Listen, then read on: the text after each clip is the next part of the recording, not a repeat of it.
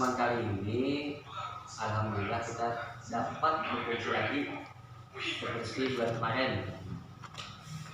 Mungkin di bulan ini ada sedikit informasi yang akan saya sampaikan kepada ibu-ibu atau bapak mengenai pentingnya pencegahan stunting yang dimana melalui kesejahteraan ibu hamil. Nah, di sini jadi ada yang masih ingat materi bulan kemarin? Ayo, Bapak. Tentang ibu hamil aja. Tentang ibu hamilnya, benar, tentang ibu hamil. Ibu hamil itu bagusnya apa? Makan makanan baik, bergizi. Nah, kalau ada uang Pak. Ya, di sini ya sebelum kita mulai kita absen dulu lah. Ini kan mana? Anu kamu gawi kan? Jadi biar mewakili kita lah. Bapak siapa namanya? Kita akan membahas bagaimana menangkap ibu hamil dalam mengakses informasi dan layanan yang tepat. Nah, kan ibu hamil nih, nggak mungkin kan mengakses informasi, misalkan ya informasi gizi, kesehatannya. Nah itu harus kita berikan walaupun dari orang lain, orang terdekat, tetangga atau warga sekitar. Di sini kita akan membahas bagaimana ibu hamil mendapatkan informasi dan layanan yang tepat. Nah tadi kan ibu hamil itu harus mendapatkan informasi dan akses kesehatan yang tepat dan tepat. Nah di sini kita akan membahas bagaimana pentingnya dukungan keluarga dan masyarakat mengenai ibu hamil. Keluarga itu untuk ibu hamil siapa-siapa keluarga, pasti orang terdekat kan, yang di rumah, suaminya pasti, orang tuanya pasti, yang jelas lingkungan keluarga sekitar di rumah itu. Yang dimaksud masyarakat apa? Masyarakat itu tetangga sekitar, ya teman-teman ngobrol, gosip apa segala macam. Nah itu. Yang kedua, mencari informasi yang tepat untuk mendukung ibu hamil. Nah itu biasanya kan ada di layanan kesehatan atau segala macam. Nah di sini kita akan bahas lebih dalam lah mengenai tentang itu. Dan yang terakhir menyeleksi informasi yang mengenai kehamilan. Kadang kan banyak nih informasi yang kurang baik, yang berbeda persepsi lah. Apalagi kan mitos zaman dulu sama zaman sekarang kan beda. Apalagi tentang mengenai kesehatan zaman dulu sama kesehatan ibu hamil zaman sekarang dan zaman dulu mungkin berbeda. Nah, mungkin ada yang diseleksi dengan kalau untuk kepentingan ibu hamilnya ya itu bagus dilaksanakan atau tidak. Nah, itulah kita akan pelajari di sini bagaimana akan saya uraikan dan kesehatan. Kenapa kita harus belajar mengenai ini? Karena tujuannya agar bayi yang di dalam kandungan ibu hamil itu sehat. Pertama satu, itu wajib sehat dulu. Dan kedua, bayi sehat, ibunya pun sehat.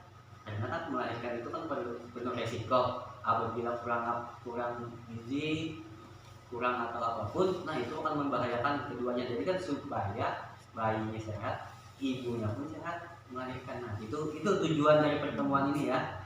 Walaupun tidak bisa diterapkan semuanya, setidaknya ibu-ibu atau bapak-bapak tahu, oh ini loh langkah-langkahnya, oh ini prosesnya. Karena kan tidak semua orang tahu informasi dan layanan yang tepat untuk ibu hamil. Misalkan kayak bapak Jakir kan nggak tahu nih gimana memperiksanya apa segala macam kan. Nah pastinya setidaknya dia tahu lah menyarankan atau segala macam gitu ya. Nah di sini boleh saya bikin ya sedikit? Boleh. Ya, boleh kan? Boleh.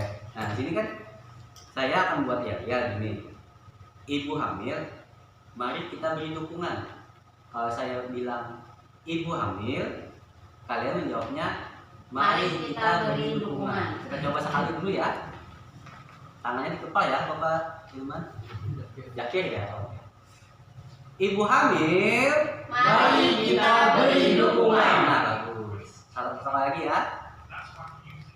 Ibu hamil, mari kita beri dukungan. Aplaus. Nah, mungkin di wilayah sekitar tetangga atau apapun, atau mungkin ya Bapak Jakir, Bapak Rida, Ibu Muhibah. Iya. Nah, mungkin pernah tahu nih ada keluarga atau istrinya apa segala macam yang hamil. Nah, di sini bolehkah saya mau mengetahui pengalaman mengenai tentang kehamilan mungkin istrinya atau tetangganya atau keluarganya gitu, bisa disampaikan gitu ya mengenai Bapak Jakir. Nah, udah punya anak?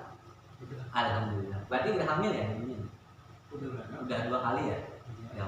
Nah, pengalamannya gimana?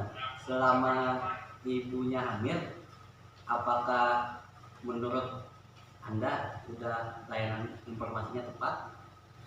Dibaca pengetahuan untuk hamilnya kayak makan makanannya, segala macam. Alhamdulillah ada informasi, soalnya kan sebulan sekali ke informasi dari bidan menyatakan kepada istri. Oh iya, nah bagus di situ ya.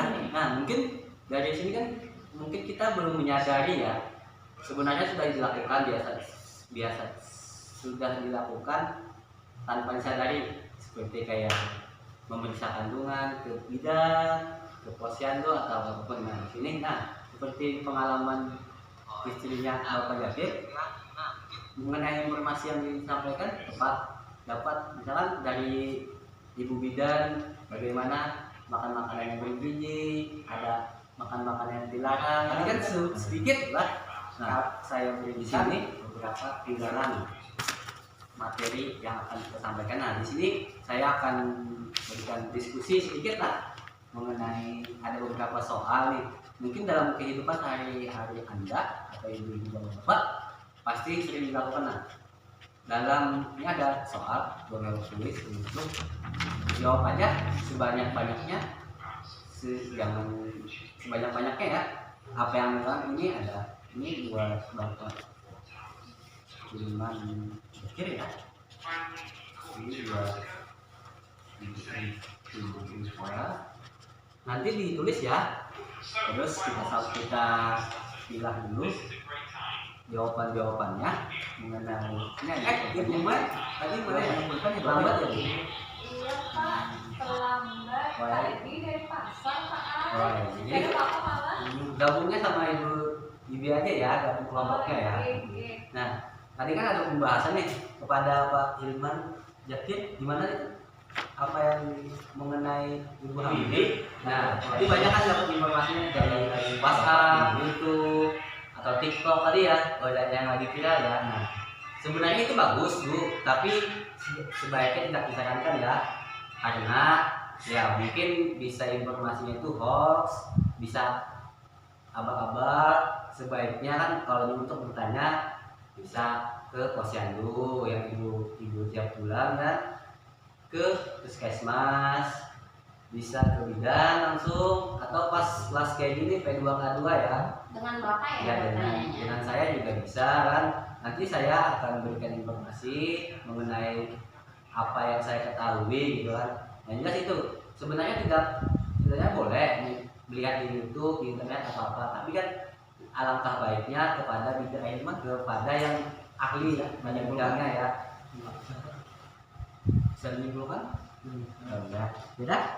Mungkin saya simpulkan sedikit ya. Yang jelas ini, pertama, ibu hamil dan anggota keluarga itu perlu bijak dalam memilih dan memberikan informasi mengenai tentang kehamilan, kebutuhan gizi dan lain-lainnya. Yang kedua, sumber informasi itu banyak, bisa melalui WhatsApp, internet, grup WA, YouTube, bisa TikTok juga bisa. Tapi lebih bagus ibu hamil itu memeriksakan kandungannya ke posyandu atau puskesmas. Nanti ada mendapatkan buku KIA, biasanya KIA dapat buku hamil gitu. Nah di situ informasi tentang mengenai gizi, warnanya bukunya warna pink biasanya itu ya. Saya lupa bawa dari dulu. Nah itu biasanya itu di segala informasi untuk ibu hamil dari hamil 0 sampai melahirkan sampai mempunyai anak umur balita, nah di sana ada informasi. Nah di situ aja baca-baca sambil biasanya kayak gitu. Jadi kan, nah itu kan udah bukunya itu bagus, karena udah disusun dengan secara sistematis untuk dari ahli-ahlinya. Jadi kan ya informasinya itu akurat lah. Nah itu yang ketiga, untuk memastikan kesimpulan yang ketiga, untuk memastikan informasi yang tepat atau tidak, dapat bertanya langsung. Kayak tadi kan Bu, nah, Ibu dapat informasi dari YouTube, tanyakan aja ke bidan atau pasien kan, Ibu benar nggak kayak gini informasinya, saya lihat di YouTube kok. Mungkin kan, oh iya benar, tapi kan dalam rentan waktunya biasanya pasti ada. Soalnya kan untuk video YouTube, TikTok, apa segala macam informasinya itu biasanya menampilkan setengah-setengah. Jadi kan untuk memastikannya lebih baik minta saran atau minta pendapat kepada tenaga ahlinya aja. Nah yang keempat, ibu hamil dan keluarga dapat mencari informasi dari sumber yang terpercaya. Misalkan istrinya Bapak Zakir udah hamil 2 kali ya, misalkan istrinya Bapak Rizal 1 kali nih, baru pertama nih. Nah mungkin kan mencari informasinya di sini.